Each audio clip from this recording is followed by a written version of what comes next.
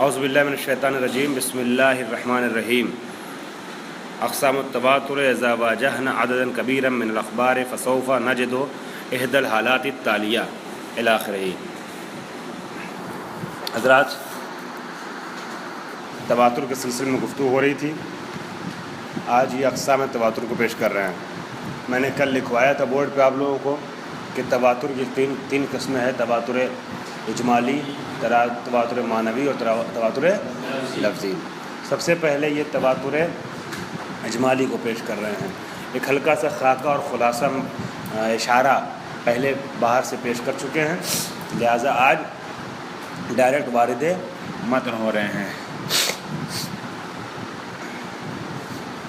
اذا واجهنا عددا کبیرا من الاخبار، جب ہم بہت بڑی تعداد میں خبروں سے روبرو ہوتے ہیں، مواجہ ہوتے ہیں، تو نجد احدى الحالات التالیہ، مندرجہ ذیل تین حالتوں میں سے کوئی ایک حالت پیش آتی ہے، ہمارے سامنے ظاہر ہوتی ہے۔ پہلی حالت کیا ہے؟ ان لا یوجد بین المدلولات الخبریۃ مشترک یخبر الجمیع عنہ، کہ جو خبروں کے جو مدلولات ہیں، جن چیزوں پر خبر دلالت کری، جن باتوں کو خبر سمجھا رہی، ان کے درمیان کوئی ایسا مشترک نہیں ہے، کامن چیز کوئی ایسی نہیں ہے، مشترک بات کوئی ایسی نہیں ہے جس کو سب نے بتایا ہو، جس کے بارے میں سب نے خبر دی ہو۔ ٹھیک ہے، جیسے مثال خود دے رہی ہے، کما اذا جمعنا بطریقۃ وشوائیۃ مئۃ روایۃ من مختلف الابواب، جیسے کہ ہم نے 100 روایتوں کو دیکھا، کوئی نماز کے باب میں تھی، کوئی زکوٰۃ کے باب میں تھی، کوئی جہاد کے باب میں تھی، ٹھیک ہے، یا کوئی وضو کے باب میں تھی، کوئی تیمم کے باب میں تھی، کوئی قیام کے باب میں تھی، قیام کے سلسلے میں تھی، کوئی رکوع کے سلسلے میں تھی، ٹھیک ہے، کوئی ایک کامن یا مشترک چیز ہم کو نظر نہیں آئی۔ 100 روایتیں ہم نے دیکھیں، الگ الگ موضوعات کو بیان کر رہی ہیں۔ ففی هذه الحالة من الواضح ان كل واحد من تلك المدلولات لا يثبت بالتواتر۔ اب مولانا یہاں پر دیکھیے، یہ 100 روایتیں ہیں، ٹھیک ہے، 100 روایتیں ہیں۔ روایت نمبر ایک یہ کیا ہے تمہارے؟ مثلا نماز، ٹھیک۔ روایت نمبر 2 مثلا زکوٰۃ۔ نمبر 3 مثلا حج۔ نمبر 4 مثلا تجارت مثلا خمر، ٹھیک۔ نمبر 5 مثلا کیا ہے؟ خمس، ہیں الگ الگ بات۔ اب یہ اتنی روایتیں 100 روایتیں ہیں، ٹھیک ہے، یہ یہاں آتے آتے ہیں 100 ہو گئی۔ 100 روایتیں آپ نے دیکھیں، مختلف ابواب پر مشتمل، کوئی چیز جو ہے وہ مشترک ان کے ان روایتوں میں نظر نہیں آ رہی ہے۔ تو پھر ایسی صورت میں یہاں ان روایتوں میں سے کوئی ایک روایت بھی تواتر کے ذریعے سے ثابت نہیں ہوگی۔ ان میں سے کوئی ایک روایت بھی، 100 روایتیں ہیں نا، کسی ایک روایت پہ آپ خبر متواترہ کا اطلاق نہیں کریں گے، ٹھیک۔ وفی هذه الحالة من الواضح ان كل واحد من تلك المدلولات لا يثبت بالتواتر، ان میں سے کوئی ایک خبر جو تواتر کے طور پہ ثابت نہیں ہو رہی ہے۔ یہ تو آسان ہے نا، آگے بڑھیں۔ اب وانما ہیں تو 100 روایتیں، ٹھیک ہے، چاہے مختلف ابواب کی صحیح۔ وانما يقع الكلام في اثبات احدها على سبيل العلم الاجمالی، لیکن آپ کو اجمالاً یہ معلوم ہے کہ ان 100 میں سے کوئی ایک روایت جو کیا ہے؟ صحیح ہے نا، صحیح ہے۔ آپ بمعنی صادق لیجئے اس کو، اپنی بات کو، آپ کو پتہ ہے نا۔ وَإِنَّمَا يَقَعُ الْكَلَامُ فِي إِثْبَاتِ أَحَدِهَا، اب کلام جو واقع ہوگا یہ ہوگا کہ ان میں سے کسی ایک کو ثابت کیا جائے برسبیل علم اجمالی، لِكَيْ تَرَتَّبَ عَلَيْهِ آثَارُ علم الاجمالی، تاکہ اس کے اوپر آثار علم اجمالی مرتب ہو سکیں۔ جب آپ کو کسی پہلے گزر چکی ہے بحث، اگر دو چیزوں کے درمیان علم اجمالی آپ کو رہتا ہے کہ یا یہ واجب ہے یا وہ واجب ہے، یا ظہر واجب ہے جمعہ واجب ہے، تو ایسا نہیں ہے کہ آپ دونوں کو چھوڑ دیتے ہیں. یہ دو چیزوں کے درمیان اگر آپ کو علم اجمالی رہتا ہے کہ یا یہ پاک ہے یا یہ پاک ہے، یا یہ شراب ہے اور وہ سرکہ، یا وہ یہ سرکہ اور شراب ایک پاک ہے، تو ایسا نہیں دونوں پی لیتے ہیں، ہے نا. اب علم اجمالی بھی اختلاف ہے، نظریے مختلف ہیں ایسے مراحل میں کہ جہاں اطراف علم اجمالی بہت کم ہوتے ہیں. شہید صدر نے احتیاط والے نظریوں کو قبول کیا تھا نا، ٹھیک. لیکن بعض اور بہت سے علماء کہتے ہیں کہ کسی ایک کا انتخاب کیا جا سکتا ہے. بہرحال جس اثر کو بھی آپ قبول کریں، علم اجمالی کا کچھ اثر ہوتا ہے نا، وہ مرتب ہوگا کس خبر میں مولانا؟ ان میں سے کسی ایک خبر کی جب آپ بررسی کریں گے تو، ٹھیک ہے. اجمالاً آپ کو یہ معلوم ہے کہ ان 100 روایتوں میں سے کچھ روایتیں یا ایک روایت جس کی ہم بحث کر رہے ہیں، کسی ایک کے بارے میں بات کرنا چاہیں تو اجمالاً کوئی ایک روایت جو کیا ہے صحیح ہے. یہ علم اجمالی والی بحث یہ اور واضح کر رہے ہیں وہ تحقیق کہہ کر کے کہ اگر آپ کو ابھی شارٹ کٹ میں مختصراً سمجھ میں نہیں آیا پورے طور سے، تو یہ آگے بتائیں گے کہ علم اجمالی سے کیسے ثابت ہوگا، علم اجمالی کا دخل یہاں پر کیا ہے. ابھی فی الحال اتنا ذہن رکھیے گا کہ 100 خبریں اگر ہم نے الگ الگ ابواب کی دیکھی ہیں تو ان کے درمیان مشترک کوئی چیز نہ ہونے کی بنیاد پر وہ خبر متواتر تو نہیں ہو سکتی ہے، ٹھیک ہے. اب ہم کو ایک ایک روایت کو الگ الگ بررسی کرنی پڑے گی، دیکھنی پڑے گی، ٹھیک.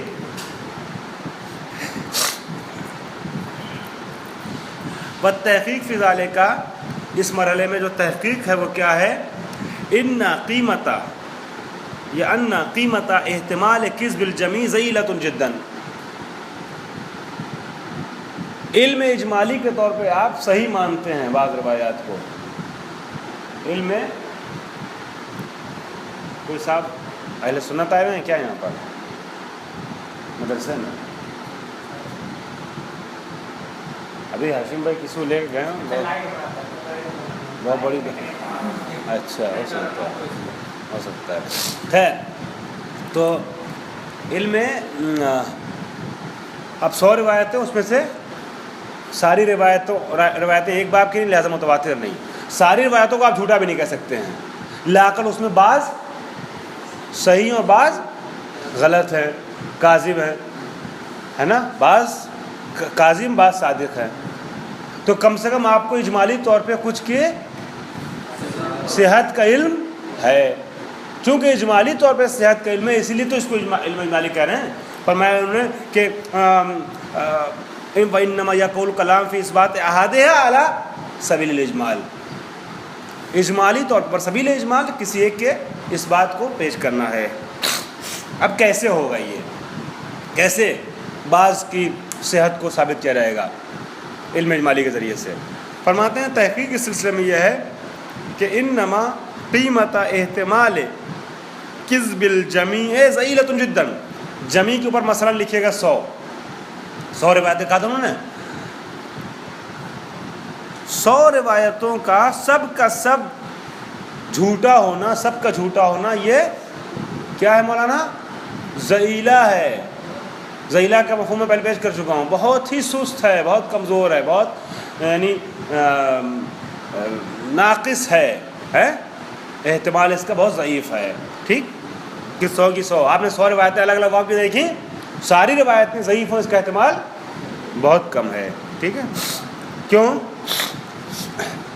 کیسے کہہ رہے ہیں کہ جداً ضئیل ہے، بہت کمزور، بہت سست اور بہت ضعیف احتمال ہے 100 کے 100 کے جھوٹے ہونے کا. کیسے آپ کہہ سکتے ہیں مولانا؟ آپ لوگ کیا سمجھتے ہیں؟ آپ لوگ کیوں کہہ رہے ہیں؟ کیسے کہہ سکتے ہیں کہ ساری روایتوں کا ضعیف ہونا، وہ صحیح نہ ہونا، یہ احتمال ضعیف ہے؟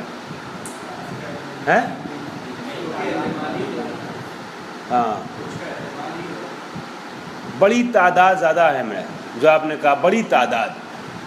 ٹھیک ہے، وقول آپ کے احتمال ہے، مگر آپ یہ دیکھیے احتمال تو ہے. ایک روایت میں اگر ضعف کا احتمال ہے وہ بھی صحیح ہے. ایک روایت میں ضعف کا احتمال ہے، لیکن یہی احتمال 2 میں ہو ضعف کا، 3 میں ہو، 4 میں ہو، 5 میں ہو. 100 روایتیں اتنی بڑی تعداد ہیں وہ احتمال جو آپ پیش کر رہے ہیں جب تعداد بڑھتی چلی جاتی ہے تو احتمال ضعف کا کم ہوتا چلا جاتا ہے. ٹھیک ہے کہ سب کے سب کیا ہو, ضعیف ہو. لوجود مضاعف, مضاعف کے اوپر لکھے کمی, تعداد کے لحاظ سے, کمیت کے لحاظ سے, عدد کے لحاظ سے, مقدار کے لحاظ سے سب کے ضعیف ہونے کا احتمال کم ہے. کیوں؟ لوجود مضاعف, ایک مضاعف کے وجود کی بنیاد. مضاعف یعنی ہاں احتمال ضعف کو کمزور کر رہا ہے نا, احتمال ضعف کو ضعیف بنا رہا ہے, کمزور بنا رہا ہے. وجود مضاعف وہو عدد الاحتمال التی ینبغی, اور وہ جو مضاعف ہے وہ کیا ہے, وہ عدد احتمال ہے. کیا مولانا؟ عدد احتمال, اتنا بڑا, اتنی بڑی تعداد میں احتمال کا ہونا, عدد احتمال.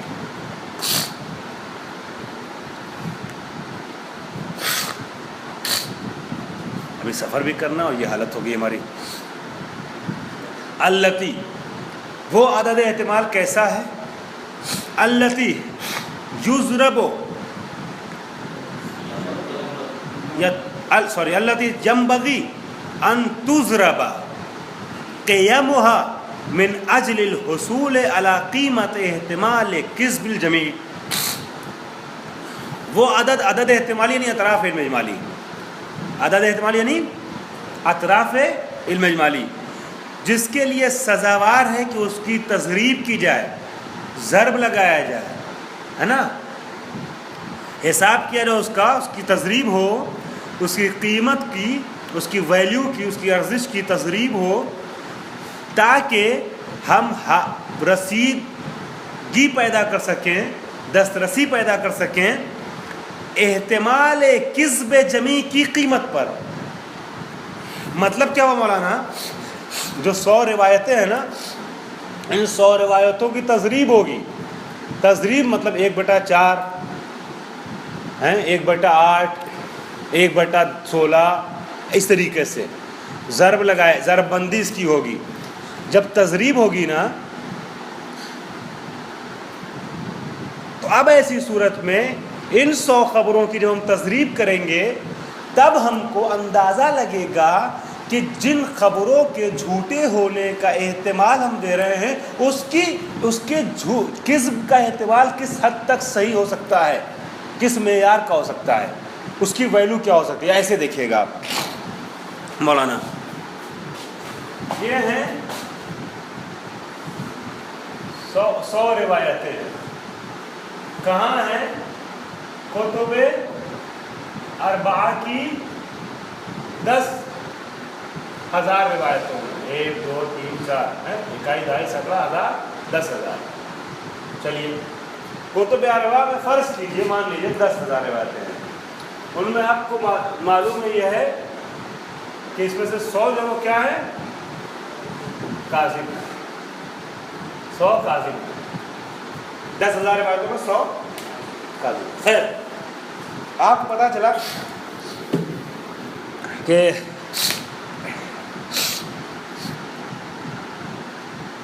چار میں ایک کاذب ہے, 4 میں 1 کاذب ہے, تو کذب کا احتمال کتنے % ہوا؟ کتنے % ہوا؟ 25% ہوا نا, 25%, 25% ہوا. 100 میں 25 ہو جائے گی نا, 4 میں 1 کاذب ہے. اب آپ اس کو کہہ سکتے ہیں 1/4. کذب کا احتمال کتنا ہوا؟ 1/4. 8 روایتوں میں 1 ضعیف ہے, کیا ہو گیا؟ 12.5% ہوا کذب کا احتمال. اور کتنا ہوا بٹا کے لحاظ سے؟ 1/8.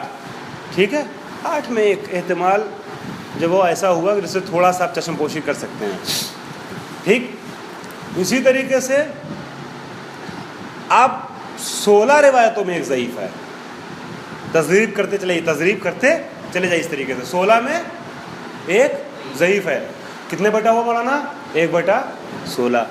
ٹھیک ہے, کتنا ہو گیا؟ 6.25% احتمال ضعف. 32 میں 3.25%. ٹھیک ہے, 32 میں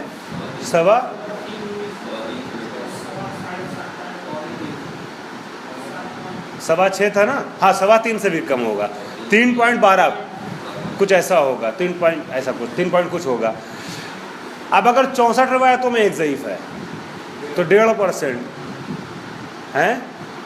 اگر 108 روایتوں ہو گئی تو 1% سے بھی احتمال کم ہو گیا, 1% سے بھی احتمال کم ہو گیا ضعف کا. تو جیسے جیسے آپ تضریف میں عدد کو, یعنی عوامل تضریب اس کو بولتے ہیں, عوامل تضریب کو آپ بڑھاتے چلے جائیں گے, ویسے ویسے احتمال کذب کم ہوتا چلا جائے گا, ہے نا. تو جب احتمال کذب بہت کم ہو جاتا ہے تو آپ اس کو اگنور کر دیتے ہیں, ہوگی اس میں سے کوئی ایک جھوٹی ہے. یہاں پر 2 چیزیں رکھی ہوئی ہیں, آپ کو پتا ہے اس میں سے ایک نجس ہے, آپ ہو سکتا ہے دونوں سے پرہیز کریں, ہو سکتا 4 ہے, 4 میں سے ایک نجس ہے, چاروں سے پرہیز کر سکتے ہیں.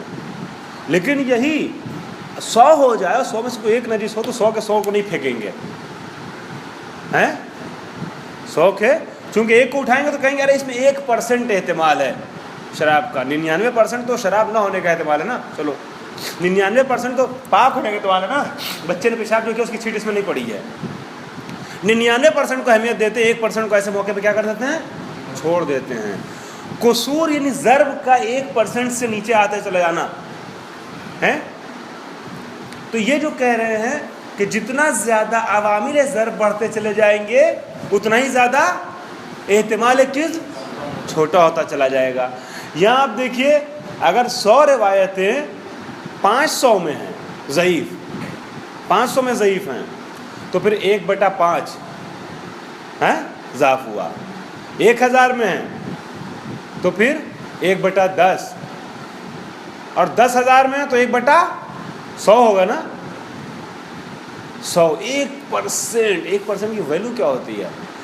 تب آپ جس روایت کو اٹھائیں گے اس 10,000 میں, یہ 100 روایتوں کا گروہ ہے جس کی انہوں نے مثال دی ہے, ان 100 روایتوں میں سے کسی ایک روایت کو آپ کو پرکھنا ہے. تو آپ اس ایک روایت کی تضریب جو کریں گے 100 میں نہیں کریں گے, 10,000 میں کریں گے. تو 100 روایت ٹھیک ہے, 100 روایت 10,000 میں جھوٹی ہے, مگر آپ نے جو ایک اٹھایا ہے روایت, یہ 100 روایت 10,000 میں اگر جھوٹی ہوگی 10% احتمال ہوگا کذب کا, 10% اچھا خاصا ہوتا ہے. لیکن اس میں سے جب ایک کو آپ اٹھا رہے ہیں, چونکہ وہ خود 100 مبہم ہے, پتہ نہیں اس میں سے کون سے سچ ہے کون سے غلط ہے, اب اس میں سے ایک روایت کی آپ نے بررسی کرنے کو اٹھایا اور اس کا مقایسہ کریں گے 10,000 سے, تو کتنے % ہوگا, ہیں کتنے % احتمال رہے گا, احتمال کذب رہے گا. اگر 0.1, 1% بھی نہیں رہے گا, 0.1 رہے گا, ہے نا. اگر ایک اٹھائیں گے آپ 10,000 سے کمپیئر کریں گے تو 0.1 رہے گا. وہی کہہ رہے ہیں. اب اس کا نتیجہ کیا ہوگا کہ آپ کو جو ہے احتمال کذب ضعیف ہوتا چلا جائے گا, آپ روایت پہ عمل کرتے چلے جائیں گے. ہاں آپ کو اس روایت سے اطمینان تو ہو رہا ہے کہ انشاءاللہ یہ صحیح ہے, مگر حصول یقین ہو رہا ہے, حصول یقین ہے, یقین بھی حاصل ہو گیا یہ روایت جو ہم جس روایت کو ہم نے ہاتھ میں اٹھایا وہ صحیح ہے. بولیے آپ لوگ, بولیے نا, کیا نظریہ آپ لوگوں کا, کوئی شک ہے کیا اس میں؟ آپ نے ایک روایت اٹھائی, اس کو 10,000 روایت سے کمپیئر کیا, تو آپ کو اطمینان تو ہو گیا کہ روایت جھوٹی نہیں ہے, لیکن کیا یقین بھی حاصل ہو گیا؟ اطمینان یعنی یقین کی سرحدوں سے متصل ہے.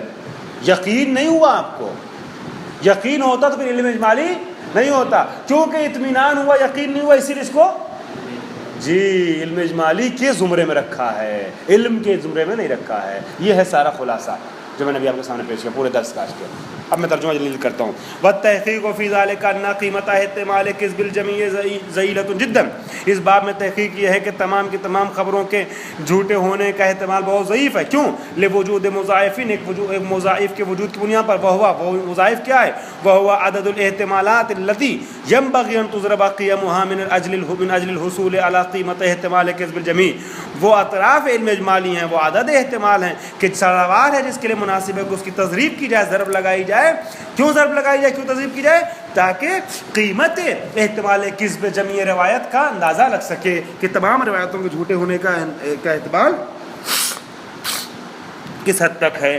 وَكُلَّمَا كَانَتْ عوامل الضرب قصوراً، اور جیسے جیسے عوامل ضرب قصور کی طرف بڑھتے چلے جائیں گے، ہے نا، یعنی ایک سے نیچے اس کا جو ہے وہ ضرب میں درجہ اور رتبہ ہوتا چلا جائے گا. عوامل الضرب سے مراد اطراف علم اجمالی ہے. ہماری مثال میں اطراف علم اجمالی جیسے جیسے بڑھتے چلے جائیں گے، یعنی ایک روایت کو آپ ایک بار 100 سے کمپیئر کریں گے اور ایک بار جو 1000 سے کمپیئر کریں گے، تو جیسے جیسے عوامل ضرب قصور کی طرف بڑھتے چلے جائیں گے، تزالت نتیجۃ الضرب، نتیجہ ضرب کیا ہوتا چلا جائے گا مولانا؟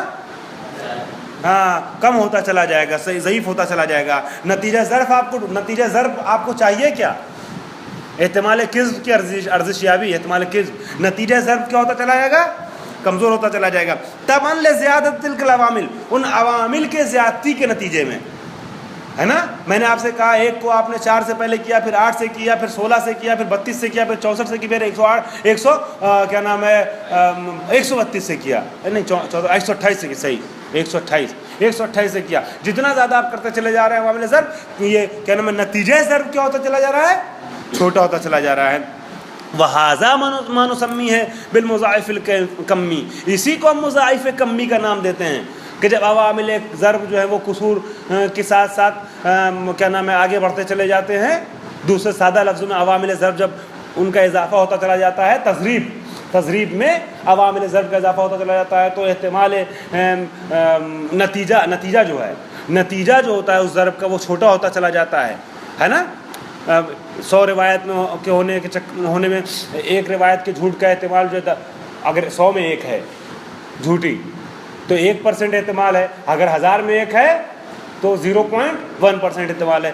یہ کہتے ہیں اسی کو ھذا ما نسمی ہے بالمضاعف الکمی، اسی کو مضاعف کمی کا نام دیتے ہیں. فیکون احتمال کذب الجمی ضئیلا جدا، بس ایسی صورت میں جو راستہ ہم نے پیش کیا ہے مثال کے ساتھ، ایسی صورت میں احتمال ضعف جو ہو جاتا ہے جدی طور پہ کیا ہو جاتا ہے؟ واقعاً بہت کم ہو جاتا ہے. وَيَحْصُلُ فِي الْمُقَابِلِ اطمینان بِصِدْقِ وَاحِدٍ الْأَقَلَّ، اس کے مقابلے میں کم سے کم کسی ایک روایت کے، ان 100 میں سے کسی ایک، جس 100 کا انتخاب کیا گیا ہے 1000 میں سے، اس 100 میں سے کسی ایک روایت کے صدق کا، ساری روایتوں کے کذب کا احتمال بہت ضعیف ہو جاتا ہے، تو پھر کسی ایک کے صدق کا احتمال بڑھ جاتا ہے، یعنی اطمینان حاصل ہو جاتا ہے.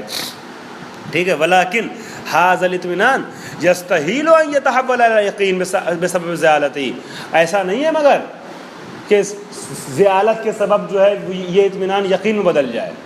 محال ہے کیونکہ آپ یقین کو یقین کے مقابلے میں لا رہے ہیں. ادھر یقین ہے کہ کچھ نہ کچھ اس میں 10,000 میں کاذب ہے، اور اگر آپ نے عوامل ضرب کو بڑھاتے بڑھاتے اطمینان حاصل کر لیا تو اب یہ نہیں کہیں کہ مجھے یقین حاصل ہو گیا کہ یہ روایت صحیح ہے، ٹھیک ہے، بلکہ آپ کو اطمینان حاصل ہوتا ہے. محال ہے کہ یہ سبب زیالت کی بنیاد پر، بے سبب زیالت یہ جو ہے وہ اطمینان یقین کی جگہ لے لے، ایسا نہیں ہے. کیوں نہیں ہے؟ ووجہ الاستحالہ، استحالت کی بنیاد میں پیش کر چکا ہوں. دیکھیں شیخ صدر کیا فرما رہے ہیں. وجہ استحالہ کیا، استحالہ کی دلیل کیا ہے کہ محال ہے یہ اطمینان یقین کہلائے. اننا نعلم اجمالا بوجود مئات خبر کاذب فی مجموع الاخبار، کیونکہ اجمالی طور پہ ہم یہ جانتے ہیں کہ ان 10,000 خبروں مولانا 100 خبریں جھوٹی ہیں. وهذه المئات التي التقطناها تشکل طرفا من اطراف ذلك العلم الاجمالی، اور یہ خبریں جن سے ہم روبرو ہو رہے ہیں، جن 100 خبروں کو ہم نے اٹھایا ہے بررسی کے لیے، اور اس میں سے ایک ایک خبر کی بررسی کر رہے ہیں، جن 100 خبروں کو ہم نے اٹھایا ان 10,000 میں سے، یہ 100 خبریں اطراف علم اجمالی میں سے ایک طرف ہیں. اطراف کا مطلب میں پہلے واضح کر چکا ہوں. یہ دیکھیے یہ ہے اور یہ ہے، تو علم اجمالی یا یہ شراب ہے یا یہ شراب ہے، یا یہ پاک ہے یا یہ پاک ہے مثلا، تو دو میں سے کسی ایک کی طہارت ایک کی نجاست کا یقین ہے، تو اگر آپ طہارت کو موضوع بناتے ہیں تو یا یہ پاک یا یہ پاک. علم اجمالی ہے آپ کو ان دو میں سے کوئی ایک پاک ہے، ایک طرف یہ ایک طرف یہ طرفین علم اجمالی کہلائے گا. اب یہی دو جو ہے 20 ہو جائے تو علم اجمالی کے اطراف ہو جاتے ہیں. تو ہم نے جو 100 اٹھایا ہے نا خبریں، ہم کو یہ پتہ ہے کہ یہ اطراف علم اجمالی ہے، اور اطراف علم اجمالی جب ہوگا تو جہاں صدق کا احتمال ہے وہاں کذب کا بھی احتمال رہے گا. وقیمت و احتمال انطباق المعلوم الاجمالی یا معلوم بالاجمال، معلوم الاجمالی بھی کہہ سکتے ہو، معلوم بالاجمال بھی کہہ سکتے ہیں، یعنی وہ چیز کہ جس کا علم آپ کو اجمالی طور پہ ہوا ہے، علم اجمالی کے ذریعے سے ہوا ہے. وقیمت و احتمال انطباق المعلوم الاجمالی علیہ تساوی قیمت احتمال انطباق علی ای مئات اخرى تجمع بشکل آخر. مولانا یہ 10,000 روایتیں تھیں نا، 10,000 میں سے یہ 100 آپ نے اٹھائے بررسی کے لیے، ٹھیک ہے، جس میں آپ نے ابھی فرض کیجئے کہ 10,000 میں 100 کاذب تھی، چلیے 100 کاذب رہنے دیجیے، صحیح 10,000 میں 100 کاذب، اس کو چھوڑیے. اب یہ 10,000 کو الگ سے لیجیے، 10 نشان بنائیے، ٹھیک ہے. آپ نے 100 اٹھایا ہے اس میں سے بررسی کے لیے. اس 100 کو جب آپ نے دیکھا تو یہ اطراف علم اجمالی میں ہے، اسی 100 کی طریقے سے باقی بھی 900 اور ہے نا. تو آپ اس کے صحیح ہونے کا علم کیسے حاصل کر سکتے ہیں، یقین کیسے حاصل کر سکتے ہیں؟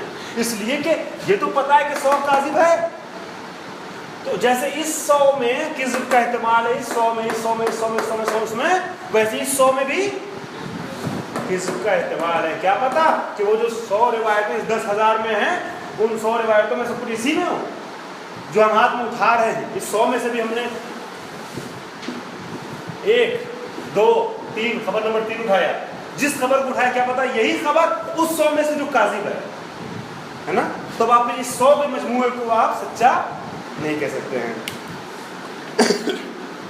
کہہ رہے ہیں کہ وقیمت و احتمال انطباق المعلوم الاجمالی علیہ، اور اس 100 پہ جس کو آپ نے اٹھایا ہے تحقیق کے لیے اور اس میں سے ایک کی بررسی کر رہے ہیں، اس 100 کے اوپر علم اجمالی کی قیمت احتمالیہ جو ہے، یعنی علم اجمالی ضرب لگانے کے بعد کذب کے احتمال کو کم کر دیا ہے اور صدق کے احتمال کو بڑھا دیا ہے. تو قیمت احتمالیہ صدق جو علم اجمالی کے نتیجے میں سامنے آ رہا ہے، اس کو جب آپ منطبق کر رہے ہیں اس 100 پر، تو یہ مساوی ہے کس کے ساتھ مساوی ہے؟ قیمت احتمال انطباق علی ای مئات اخرى تجمع بشکل آخر، دوسرے اس 100 کے گروہ کے مقابلے میں.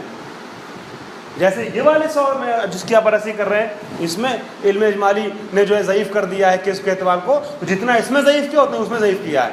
اب ایسا نہیں کہ اس کو آپ کو یقین، اگر آپ کو اس میں یقین حاصل ہو گیا اس 100 میں، تو اس کا نتیجہ کیا ہوا کہ باقی 900 کیا ہیں؟ اب یہ جو 100 کاذب ہے نا وہ اسی 900 میں ہے، حالانکہ احتمال صدق و کذب اس 100 میں بھی وہی ہے، اس 100 میں وہی ہے، اس 100 میں بھی وہی ہے. فلو کان المضاعف الکمی وحدہ یکفی لافناء الاحتمال. اب اگر مضاعف کمی جو ہے نا، مضاعف کمی کیا تھا مولانا پھر سے بتائیے گا؟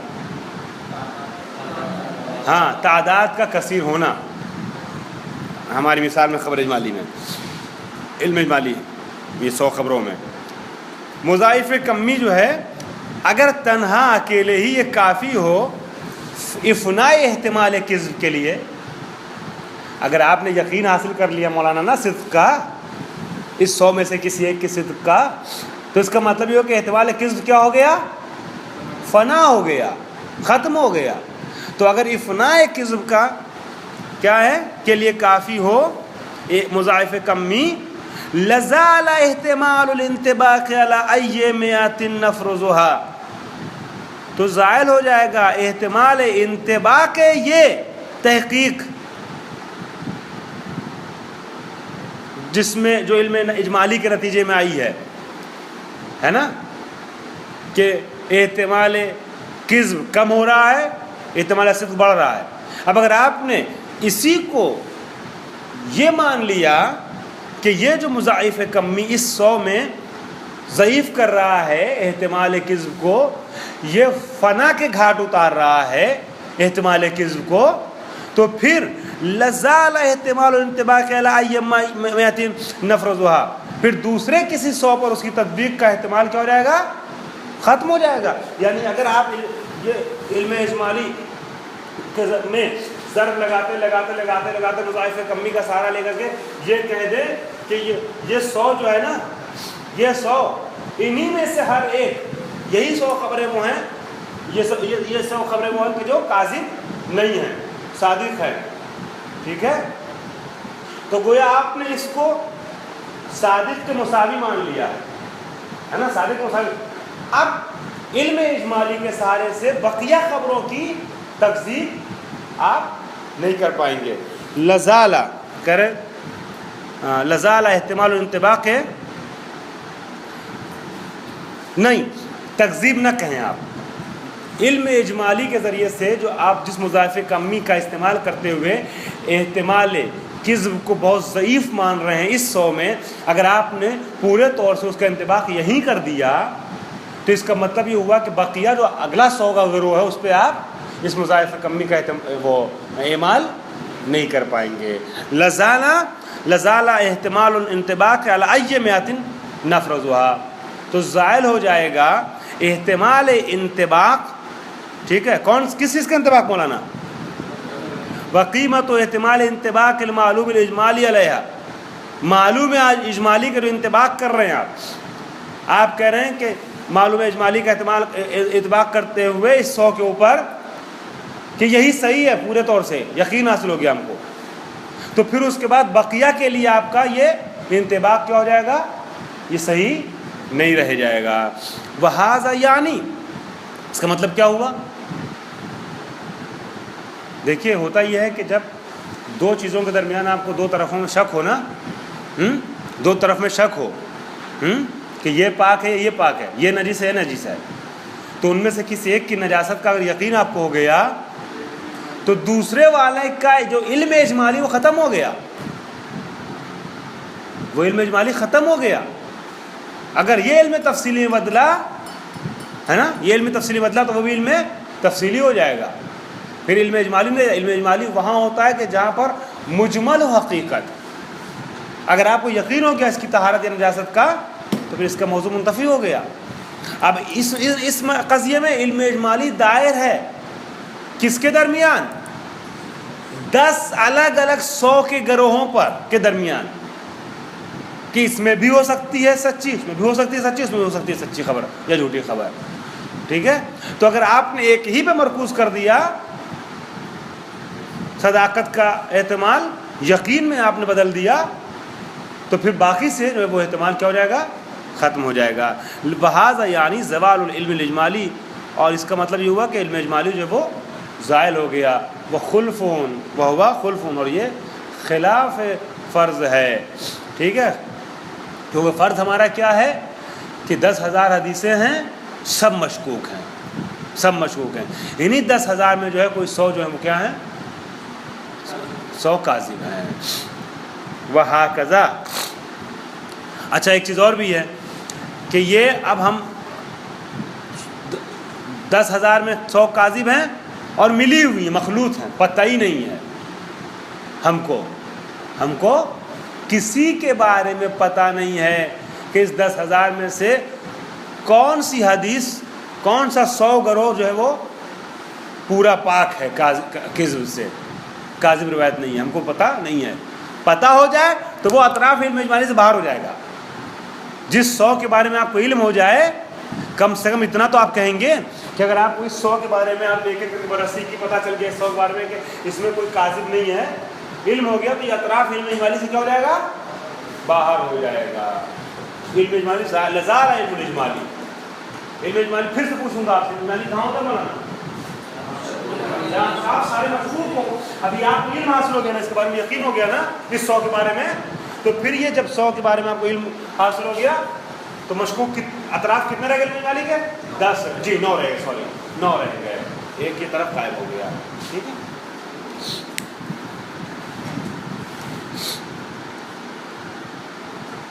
وَهَكَذَا نَعْرِفُ، اسی طریقے سے ایک بات اور ہم جان سکتے ہیں، کیا؟ کہ ان درجۃ